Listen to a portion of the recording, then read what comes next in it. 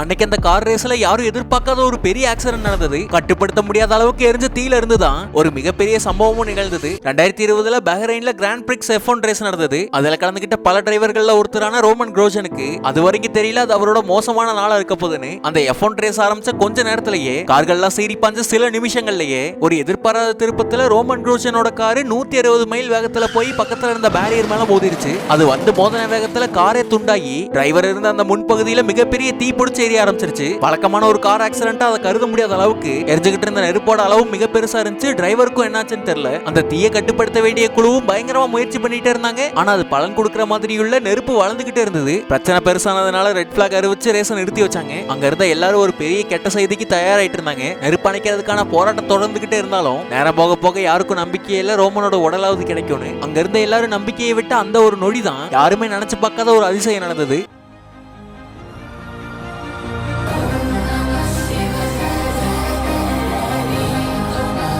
பெரிய அளவுல பத்தி எரிஞ்ச அந்த நெருப்புல இருந்து எகிரி குதிச்சு வெளியே வந்தாரு டிரைவர் குரோஷன். காரையே 2 துண்டாக்குன அந்த ஒரு ஆக்சிடென்ட்ல இருந்து தப்பிச்சதோட மட்டும் இல்லாம அவ்வளவு நேரம் பத்தி எரிஞ்ச தீல இருந்தும் மனுஷன் பெரிய காயங்கள் இல்லாம வெளியே வந்தாரு. அதை கவனிச்சிட்டு இருந்த மொத்த F1 உலகத்துக்கும் அதிர்ச்சி. ஆம்புலன்ஸுக்கு அவர் எடுத்துட்டு போறதுக்காக ஸ்ட்ரக்சரை கொண்டு வரும்போது கூட அதை தவிர்த்துட்டு நடந்தே போனாரு. அவருக்கு எதுவும் ஆகலைங்கிறது எல்லாருக்கும் தெரிய வைக்கணுங்கிறதுக்காக. அந்த ஆக்சிடென்ட்டுக்கு அப்புறமா குரோஷன் கொடுத்த ஒரு பேட்டியில சாவுல இருந்து அவர் திரும்பி வந்த காரணத்தை சொல்லியிருப்பாரு. நான் என் குழந்தைங்களை பத்தி யோசிச்சு பார்த்தேன். அதுக்கப்புறம் நான் முடிவு பண்ணேன் இன்னைக்கு நான் சாக மாட்டேன்னு.